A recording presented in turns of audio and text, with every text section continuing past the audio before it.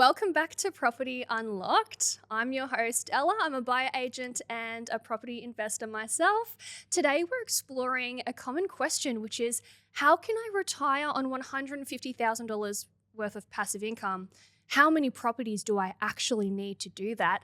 And today, I'm joined by Joey from the Property Strategy Podcast. Would you like to introduce yourself for the listeners? Thanks so much, Ella. So I'm the host of the Property Strategy Podcast. I'm also the head of strategy at Game Plans, where we basically review and help people build out property portfolios. We've done almost around 10,000 over the last 5 years. So Crazy. I'd like to think that I've seen a portfolio or two. Yeah.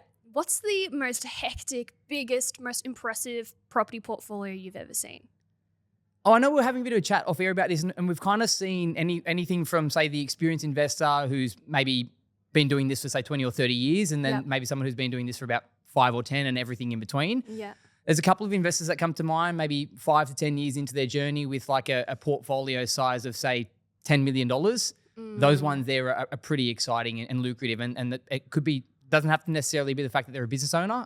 I like seeing it when they're a PAYG individual, because obviously business owners have the ability to drastically ramp up their income. So a couple of those investors come to mind. $10 million portfolio for someone who's only been doing it for 5 to 10 years. So a 10 mil portfolio, how many properties generally would they actually have in that portfolio? Yeah, obviously it depends on the purchase price and locations, but somewhere between, say, 5 and 6 acquisitions in their portfolio. And obviously they're going to be some quite sizable properties and a bit of a mix of residential and commercial assets. Yep. Awesome. Now, it's all well and good hearing about the success stories and the people who are already there, but a lot of our listeners, they potentially haven't even bought their first property, which is a great thing. You know, you're starting with a clean slate. You can learn from people like us who have made the mistakes and therefore be better informed going into your first property purchase. So my next question for you is, what is the most common goal that people have for their portfolios in terms of passive income? Yeah, so I mean, we typically see, some people give it a little bit more consideration than others. Most people just kind of throw around this idea of, say, 100, or that's kind of shifted towards more like $150,000 worth of passive income, kind of like 100K net, so to speak. Or some people, like I said, give that extra layer of detail and will kind of look to go, okay, I'm earning X and I'm trying to replace my income. But as a rough guide, again, having seen around 10,000 portfolios, we're kind of seeing anywhere between 100 and 150K, leaning more towards 150K as that average. And one thing clients tell me is, well, they don't even know how much passive income they need to be comfortable at retirement. Would you say that 150K is enough for, living standards? Yeah, for the everyday individual, and obviously that would change quite drastically, but that's kind of more than double the average in pension that someone would get. So what we're trying to do is we're trying to build sustainable portfolios that can provide people that passive income so that they don't have to rely on these government benefits to fund their retirement. It means that people can retire on their own accord when they want, on their own dime.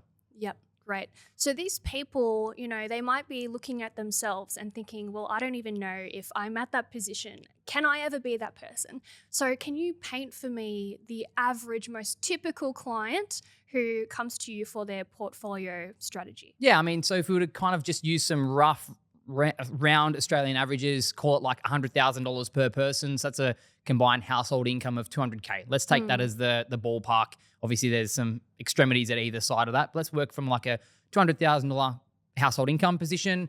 And then obviously we'd like to see a fair amount of savings in the bank, unless you've got other kind of benefits available to you, guarantors and whatnot. But we'll call it like 150K of savings in the bank as well. Usually let's just work from those round assumptions in terms of the start point for this typical investor. And how old would they be? You're going to have to be maybe not necessarily straight out of uni to have 150K in the bank. So we're probably talking like maybe some point in their mid to late 20s to where you're at that stage where you've perhaps partnered up with someone. Doesn't have to be the case. So you can definitely get into property. I first got into my first acquisition when I must have been 20. And obviously I was a single guy at the time, and I had enough for, I think it must have been a 10% deposit. This was back in 2015. So you can see there that you can get into it on your own, and it doesn't necessarily have to be the case that you're in a combined household there. But anywhere from your early 20s to late 20s, but obviously as soon as possible. Okay. So what I'm going to do is I'm going to take on the role of this avatar, and I'm going to say, all right, I'm 28 years old. Yep. I'm a nurse. I'm from Melbourne. I'm on a wage of 100K. I've got a partner. He works in construction. He's on 100K as well. What is our first step to begin building this portfolio? Yeah, absolutely. So, I mean, what we want to do is we want to make sure that we can get ourselves comfortably into an acquisition where, I mean, we're not spending 200K for argument's sake, but we're not over leveraging ourselves and we're trying to max out our borrowing capacity and we're going to go and spend 1.2. Roughly speaking, we can say that that your borrowing capacity is about 6 times your household income. So take you and partner, 200K times 6, around 1.2 million borrowing capacity. So not going out there and just going exhausting that on acquisition number 1, but also not going too cheap and compromising the quality of asset. So we're going to put you into an acquisition of, call it, say, 600K as a start point.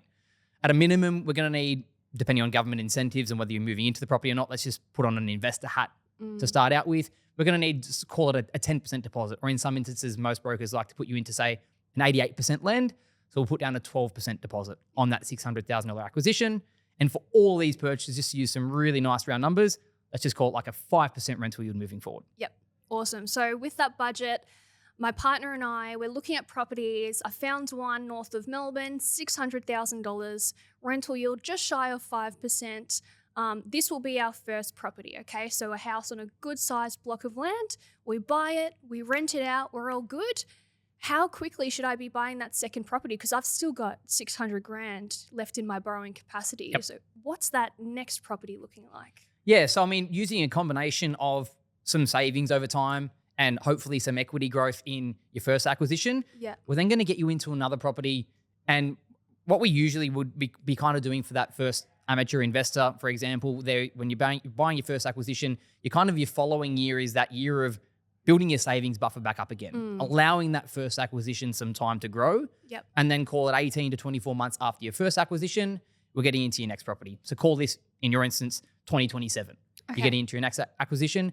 And what we're going to do is we're also going to factor in market movement. We want to make sure that you're getting into the similar quality of asset that you bought in 2025, but we're buying it in 2027. So we're actually going to tell you that you're probably going to be spending a little bit more, like 675K on that second property purchase. Alrighty, sounds good. So to recap, I have to wait, let's say, a year and a half. At that point, I've built some solid equity in my Melbourne property. I can refinance that one, extract that equity as part of my deposit. And my partner and I have continued saving. So now we've got another deposit to go for property 2. And, you know, inflation happens, capital growth happens. We can't afford to buy in Melbourne again. So now we go and we buy a house in, let's say, regional Queensland, and we buy in Townsville. Would the rental yield be similar? I mean, you're probably going to be looking at a slightly higher rental yield, but what that might do is maybe counteract the sub 5% that you got from your first acquisition. So maybe overall we're starting to average out at around that 5% mark. Okay, so now we've got the second property. And it's rented out. It's all going well. The growth is good. Haven't I tapped out of my borrowing capacity? Well, look, you're actually starting to, because time's gone by, we're going to assume that, obviously you mentioned inflation happening. With that, we'd like to think that at the very least your wages would increase with CPI. So call that 2.5%, 3%. So you're going to get those slight incremental increases. And on top of that, with that original formula that we did where we said 6 times household income, we now have to start factoring in the rental income coming through from properties number 1, 2, and the future rental income coming through from property number 3. So we're not quite at your borrowing capacity ceiling just yet, and we could get you into another acquisition. But what we would again do is give you that year off after your second purchase, allow time for the savings to accumulate again, by which point property number 1 has grown in equity. Property number 2 is actually now starting to get a little bit of traction as well. And then we're going to get you into property number 3. And for this acquisition, again, we're talking about perhaps 2029 here, keeping in line with the market movement. Let's call that a 750K acquisition. Okay. Should I be selling the first or second property to get into 3? Do I need to do that? Ideally not. Okay. Ideally not. So, I mean, we'd much rather do the whole kind of equity release extraction like you mentioned for property number 2, because ultimately if you're going to liquidate that asset, it's pretty costly exercise getting in and out of property. You're going to be paying roughly, we call it, say, 3% in terms of your selling costs. And then that's not even factoring in capital gains tax. So if we can hold the properties, we would much rather you do so. In addition to that, if you were to sell property number 1, for example, you've now lost the rental income. And we're trying to build out a little bit of a portfolio here that's going to provide us some passive income. Okay, so the strategy is all buy and hold solid asset, so we're getting that equity growth. But given we're not selling, do you think it's a good idea to renovate the first or second, build a granny flat? What are your thoughts on these value add ideas? Yeah, so I mean the cosmetic renovation is a really good play. I mean, at the moment, cost of materials may be kind of dampening the return that you might be able to get. Once upon a time, you could put, say, $1 in and get $2 or $3 out. Now maybe it's more like $1 in, $1.30 or $1.50 back from a renovation return perspective. But it could be a really good way to get some short-term uplift.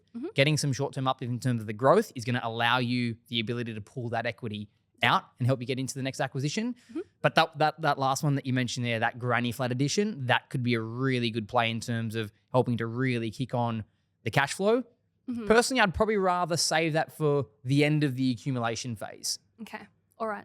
So we've bought the third property, and let's say the third property was in Bendigo, all right? Regional Victoria, you're going to get a good yield there. It's still a foundational type asset. Now we're holding that one. It's rented out. It's all going well. How am I getting to the fourth property? This is the common question. How do you get to 4+ properties? Yeah, I mean, there's a few kind of different factors at play there, and then we can start to unpack the whole topics of potentially making acquisitions under different entities. So we start to talk about purchasing properties under, say, trust structures, which is the topic of much debate at the moment, and this whole preservation of borrowing capacity and unlocking unlimited borrowing capacity, quote unquote. So we can start to kind of delve into some of those fields there. But ultimately, by this point now, we're kind of talking about, say, 2030. We're a few years from now, our wages, hopefully if we're in our kind of mid to late 20s, hopefully our wages would have increased. We're now starting to push into those high income earning years. Our portfolios are hopefully by this point largely self-sufficient, given the fact that we may have started from a slight negative cash flow position. So the rent is covering all the costs. The rent's starting to cover the outgoings. Our wages are starting to increase. And we really only, for this portfolio here, trying to chase 150K passive income, we only need to push into that one more. So one more additional asset when, like I mentioned, maybe we start to think about making acquisitions under perhaps different entities, or if we could, from a borrowing capacity perspective, push into that last property purchase, that would be the one that gets us to that end goal. Not straight away, but over that kind of 15 to 20 year time horizon, that's when we're really starting to push the needle there in terms of chasing that passive income target down. And at what point do you see your clients begin to pay down their principal debt as opposed to just doing interest-only loans? Because interest-only, that's great for the cash flow, and that'll help you hold on to the cash to get into the next one. But shouldn't you be paying down the debt during this time? That's a really good kind of topic that you bring up there, and that is part of the reason how we can potentially continue to scale the portfolio, that interest-only piece there. Yes, it comes at the cost of paying a little bit more interest over the life of the loan. The interest rate is usually a little bit higher. At the time of recording, we're talking about 0.3 to 0.4% difference relative to a P&I loan. But the lower repayments in terms of the better cash flow position that interest-only gives you allows you to scale from property 1 to 2 to 3 to 4. And then at a certain point in the portfolio, usually after accumulation phase. So we want to try and make sure that we can maximize our borrowing, get into as many acquisitions as we need, not as we can, but as we need to actually chase that goal. And then once the portfolio is self-sufficient, then we can start thinking about the debt reduction piece, which has a few elements involved. You can either slowly roll these loans over to P&I. You could potentially, at a later point in time, liquidate an asset to help retire out some debt. Or you could just keep rolling IO for as long as you possibly can. Keep building your savings up to a point where your savings outstrip the amount of dollars that you hold in debt. And then you can contact the bank and say, hey, I've got more cash in offset than I do in the loan balance. I want to pay this thing out. Yep. Okay. And do you see more value in having cash in that offset account, or do you see more value in just paying down the debt? What are the pros and cons? Yeah. So, I mean, this is me personally speaking. I don't want to give any kind of specific financial advice, but I personally I would go down the avenue, and I am going down the avenue of holding my loans interest only. Again, giving the bank the absolute minimum, and I'm just holding that surplus in the offset account. So as we know, for every $1 that we hold in offset, that's $1. We don't pay that amount in interest. So for a $500K loan, and we've got $100K sitting in our offset account, we're only paying interest on $400,000. So me personally, I would rather fill my boots from an interest reduction perspective, but also I'm more liquid. Now I've got the money in Yeah. my account ready to go for that third purchase or that fourth purchase. And I'm not relying on knocking on the bank's door and saying, hey, my LVR is good. Can I borrow can I pull some equity back out again? And ultimately, that's at the bank's discretion. Whereas if that money's in my offset, I'm liquid and I'm ready to go. So just to clarify, what you're doing personally, you're on all interest-only loans. Yep. And it's not until you've finished buying those 4 properties that you're then going to start paying down your principal debt.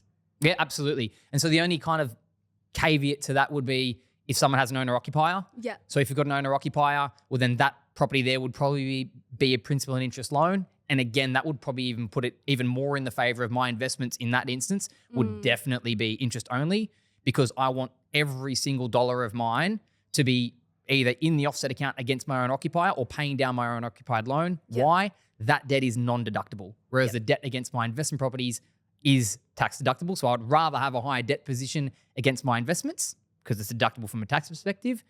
And I want as low a loan balance or as much money in the offset against my owner occupier. So that would, having the owner occ would put even more votes in the camp of going IO for my investment properties. Yep, I hear you.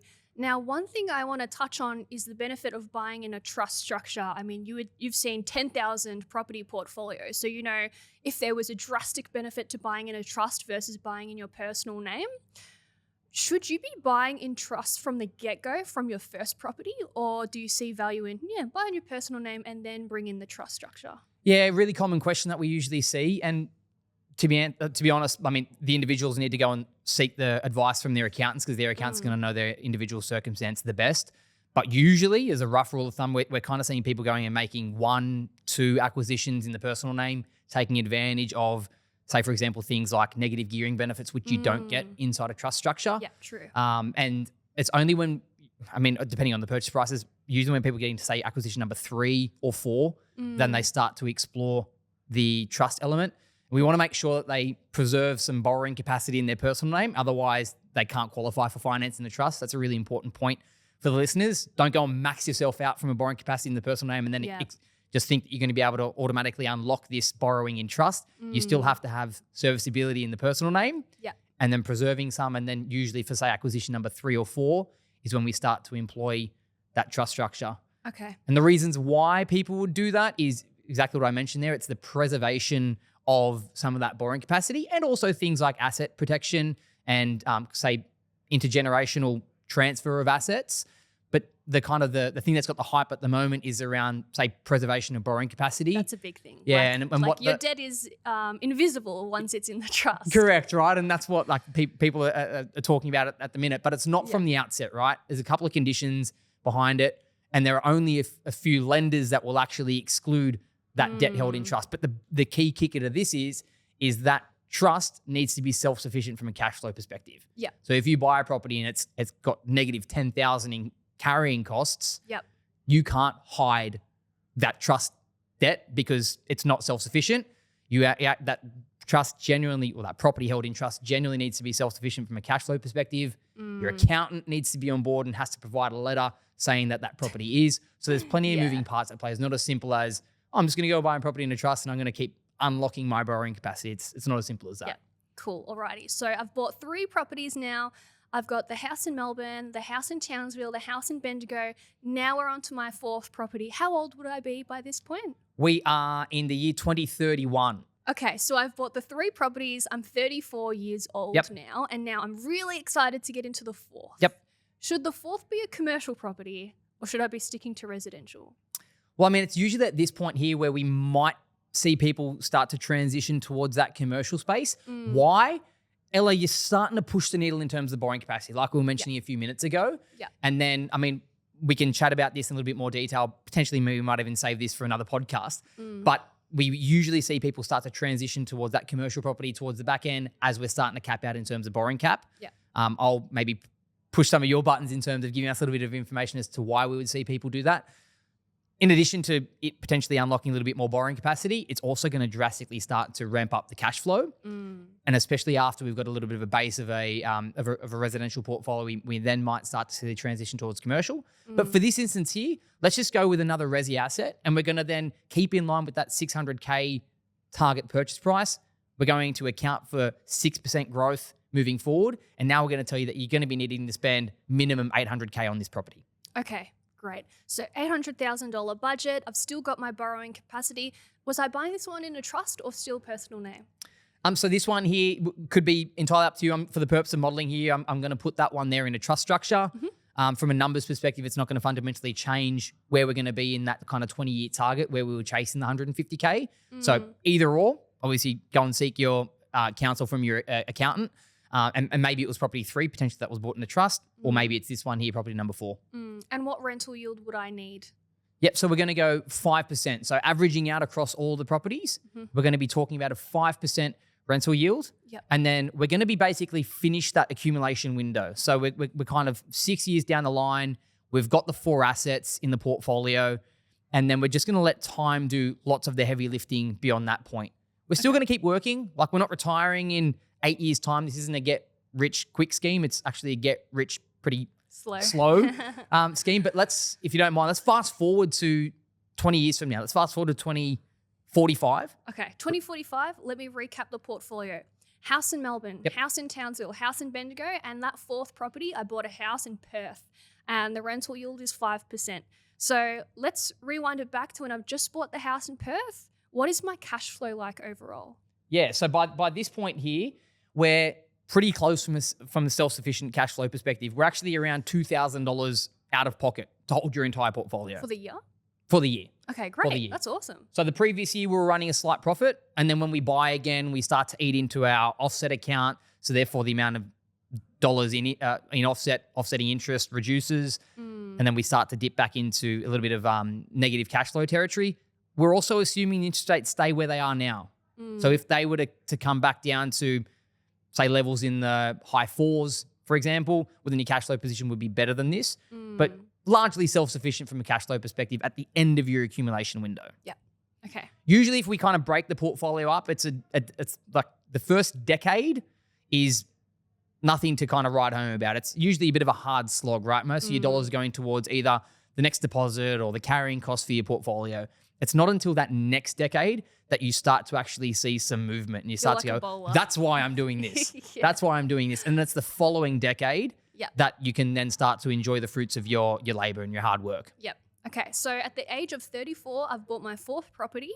You know, the cash flow is okay, just slightly negative. When am I going to achieve that 150K passive income? Yeah. So what we need to do firstly is we need to inflation adjust your passive income target, because if you were just chasing 150K, you're going to be pretty disappointed in 2045 with what 150K buys you. True. So I'm going to tell you, Ella, you actually need a little bit more like 250,000 All right. in 20 years' time to keep kind of comparable with what 150K buys you today. Yeah.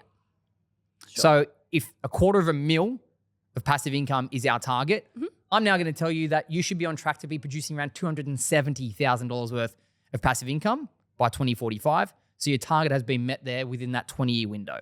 Awesome. About 15 or so years after the end of your accumulation phase. Right. Okay. Awesome. Fantastic. So that's really not that hard. Four houses in total, 4 properties. And that's the thing, right? People come into this with a preconceived idea of I need 15 properties or I need 100, 28 or 100 because it looks great.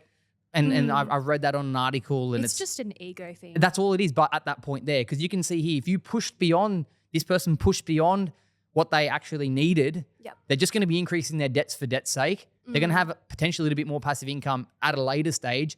And in some instances, and having seen this across many portfolios, adding more and more and more properties in, even if you could buy it, may actually delay your passive income target. Now, why could that be the case? You're adding in additional debt. And if the interest rate is higher than the rental income coming through, you're actually going to be pushing the needle a little bit further away from you. So that's why we always like to start with the end goal in mind and reverse engineer that back to, okay, well, what do we actually need? And in this instance here, it's 4 acquisitions. After you buy this property, you're already a quarter of the way there. Yep. So we achieved that goal of 250K by retirement, and we reached retirement at what age? We were 48. 48. That's pretty good. That's pretty good, right? And you know what? The other thing as well in on top of that is if we step that back, say, 5 years, right? Let's go to 2040. We're still sitting on $145,000 worth of cash flow. Yeah. Like, that's not a bad news story either. Now you're already starting to talk about, well, I can work part-time, or I can go and start a business. I can go and work on a passion project because I know. I was thinking I can go to Europe. Yeah. Whatever your cup of tea is, because you know you've got that backing behind you. Yeah. You know you've got some kind of passive income coming through, and then as the years go by, your rents increase, just like we have capital appreciation in terms of the value of the property. Our rents also increase, potentially not at the exact same rate, but we still do get rental income increase around, say, 4 to 5% on average year on year. So then that's going to continue to increase as well. And what you'll notice is that you'll actually probably outstrip your inflation-adjusted passive income goal as the years go by. Yep. So you achieved that with 4 houses and you never made any renovations? Nope. So we haven't kind of explored a value-added play. We haven't spoken about the granny flat addition. Yep. And like we were mentioning before, where we would usually see that come into the portfolio is at the end of that accumulation phase. Yep. Now, why we might do that is we want to make sure that we're preserving our borrowing capacity for acquisitions. Yep. Right? Because it's probably going to be a little bit easier to say front up or to find $200,000 for a renovation than it would be to find $800,000 for your acquisition. So get through your acquisitions first. At the end of the accumulation phase, we then come back, look at our assets and go, okay, what has the ability to come in and reno, add a granny flat on? Is there a subdivision potential? So we want to get through our acquisitions first, and then we come back and look for the value add plays. What would be the best value add play? Do you believe renovation is best or granny flat? Like, is there a secret hack I don't know about? I mean, it really comes down to what you're trying to achieve. So the cosmetic renovation is usually a play for, say, some short-term equity uplift, whereas a granny flat addition, my personal belief is it doesn't necessarily add all that much value to the property. In some instances, it actually could come to the property's, well, not necessarily detriment, but almost detriment in terms of capital appreciation. Because if we talk about property appreciation coming down to owner-occupier appeal, lots of owner-occupiers don't love the idea of half your backyard being chopped off with a granny flat being on there. They want a nice big backyard so you can put in the soccer posts and put in a nice pool one day. But what that actually solves the cash flow problem. So we can still get ourselves into a great blue chip asset where the yield may not be there. But how we solve that is with the granny flat addition. So we've still got in an A1 location where the yield might have not been that strong. We come in, we put the granny flat on there. All of a sudden, we're now achieving like a 5-6% yield on that as finished value there. Yep. Now, are we ever selling any of those 4 houses? You could do. I personally wouldn't. So if you didn't need to, and in this instance here in the modeling, we haven't done so. Okay. So ideally, we want to make sure that we can hang on to these properties. If we sold one down, then what we'd see is, yes, a reduction in terms of debt, but also a lost income stream coming through from these assets. Yep. So it really comes down to, do you need to? And that's going to come down to how quickly you can save up as well. Because if we can save, and like I mentioned in one of the debt retirement strategies there is, if we can save to the point that our savings start to outstrip the amount that we have in offset, we're basically fully offset there. Even if we're carrying debt, we've got more money in offset than we do with debt. We could pay that out, or we could just continue to hold that. Right. So if you don't need to sell for the debt consolidation phase, like, you can hold on forever. So it's purely for having that income stream during retirement. You personally, would you hold on to these properties and pass them down to your kids, or would you sell at some stage? Yeah, so for me personally, I would rather hold as many assets as I could without necessarily selling. Not to say that selling wouldn't and hasn't formed a part of my personal portfolio, because I'd be lying if I said it didn't, because it has. Yeah. But it always has to serve a purpose, right? So selling for me would be the asset wasn't great and there's an opportunity cost of holding it.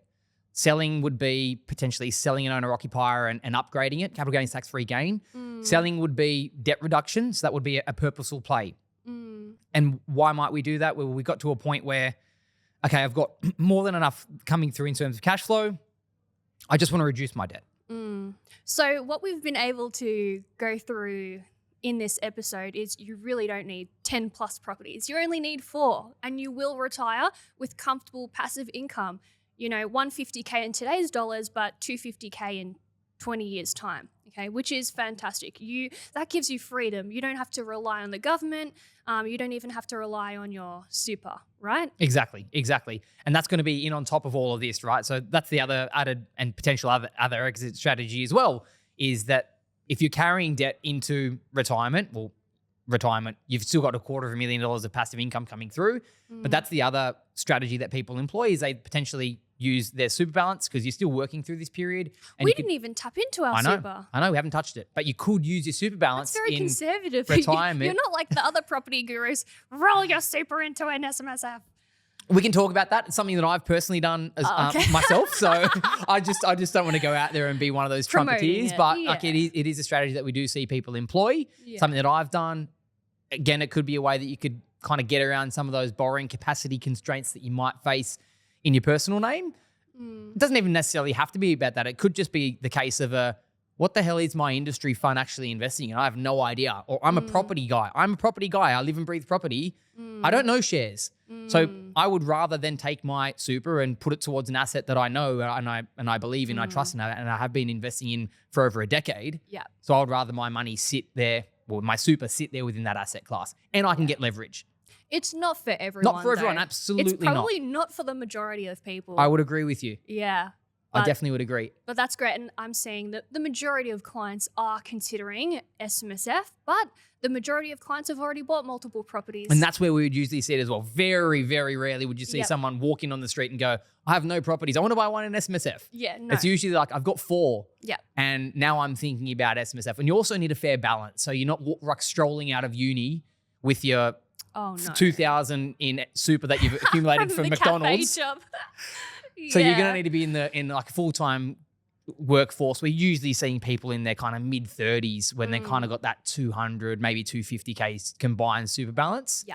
Start to think about purchasing property through an SMSF. Right. So this whole strategy of buying 4 properties, having that comfortable retirement, it's a slow and steady Slow burn. strategy. So you're accumulating over, was it 10 years? Accumulating, like the window was about 6 to 7 years. 6 to 7 years of hard slog, in debt, saving deposits, Yeah. Praying for All that equity good growth. stuff. So it's not get rich quick. It's actually get rich incredibly slow. But with that being said, it's good to know that it's not that hard. It's 4 properties over 10 years. That's a long time. Super achievable. And you're doing it with a partner as well. So you have support there and you get to rely on each other. When one couple has a pay rise, capitalize on that. Boom. Take that. Fantastic. One thing that we did not touch on, and this episode has been very much investment focused. We have not touched on buying the home, the owner occupier.